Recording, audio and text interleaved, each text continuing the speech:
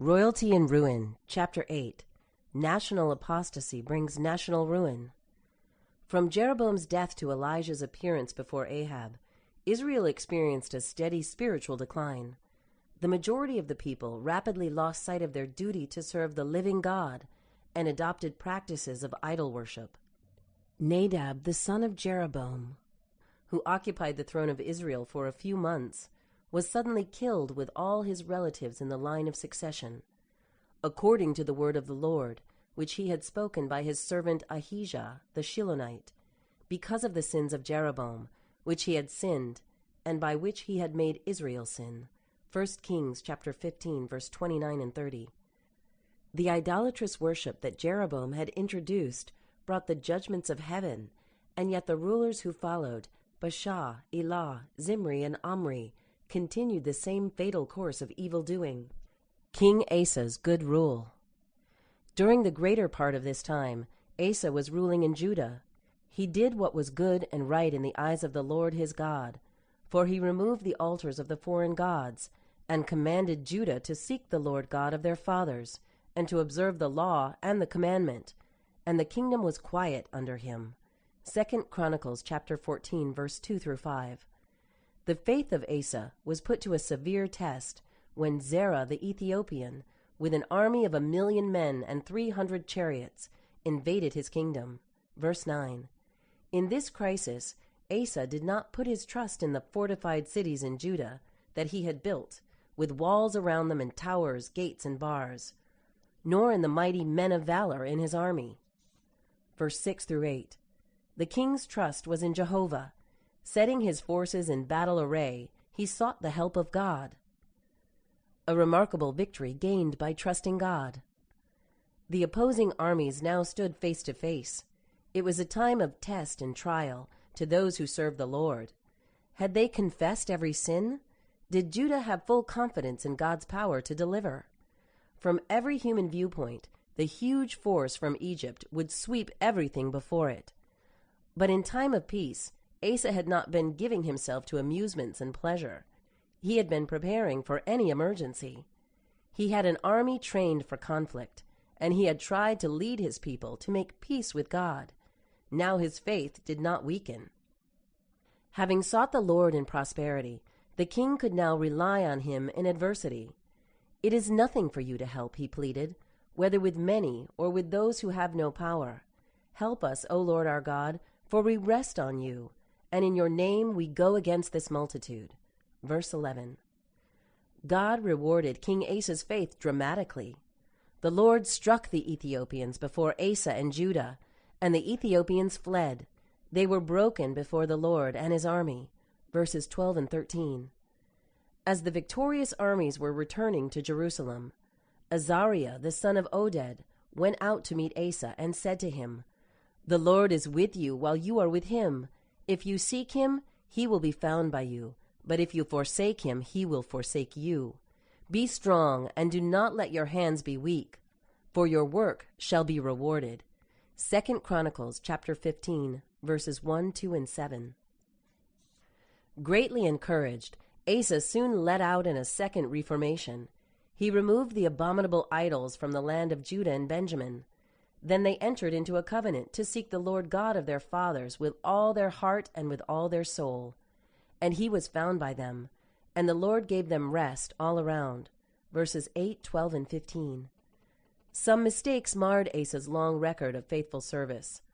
On one occasion, when the king of Israel entered Judah and seized Ramah, a city only 5 miles from Jerusalem, Asa sought deliverance by an alliance with Ben-Hadad, king of Syria. Hanani the prophet sternly rebuked this failure to trust God. He appeared before Asa with the message, "Were the Ethiopians and the Lubim not a huge army with very many chariots and horsemen? Yet because you relied on the Lord, he delivered them into your hand. You have done foolishly. Therefore, from now on, you shall have wars." 2 Chronicles chapter 16, verse 8 and 9. Instead of humbling himself before God, Asa was angry with the seer and put him in prison, and Asa oppressed some of the people at the time. Verse 10.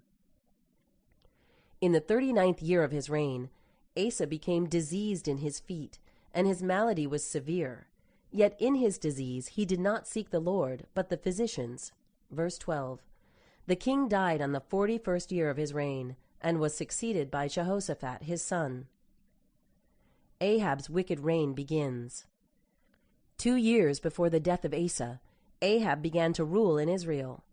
From the beginning, a strange, terrible apostasy characterized his reign. He did more to provoke the Lord God of Israel to anger than all the kings of Israel who were before him, acting as though it had been a trivial thing for him to walk in the sins of Jeroboam the son of Nebat. 1 Kings chapter 16, verses 33 and 31. He boldly led the people into the grossest heathenism. Having married Jezebel, the daughter of Ethbaal, king of the Sidonians and high priest of Baal, Ahab served Baal and worshipped him. Then he set up an altar for Baal in the temple of Baal, which he had built in Samaria. Verses 31 and 32. Under the leadership of Jezebel, Ahab set up heathen altars in many high places, until nearly all Israel followed after Baal. There was no one like Ahab who sold himself to do wickedness in the sight of the Lord, because Jezebel his wife stirred him up. 1 Kings chapter 21, verse 25. Ahab's marriage with an idol-worshipping woman brought disaster both to himself and to the nation. The determined spirit of Jezebel easily molded his character.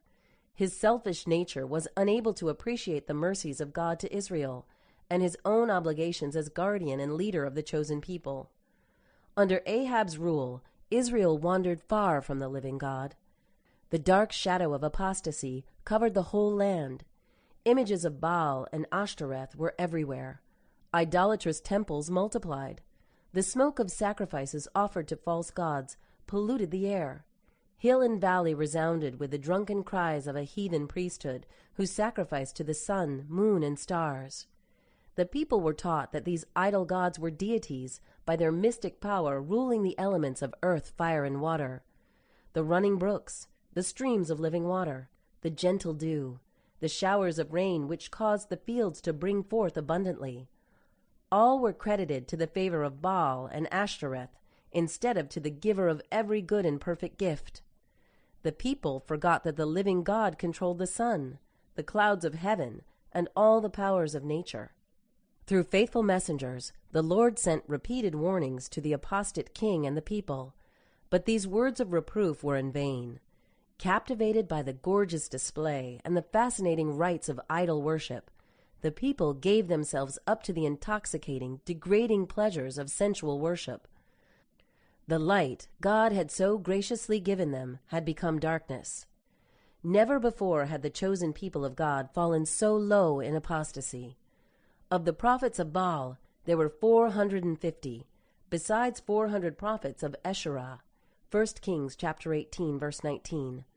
Nothing short of the miracle-working power of God could preserve the nation from complete destruction. Israel had voluntarily separated from Jehovah, yet in his compassion, the Lord still yearned after those who had been led into sin, and he was about to send them one of the mightiest of his prophets.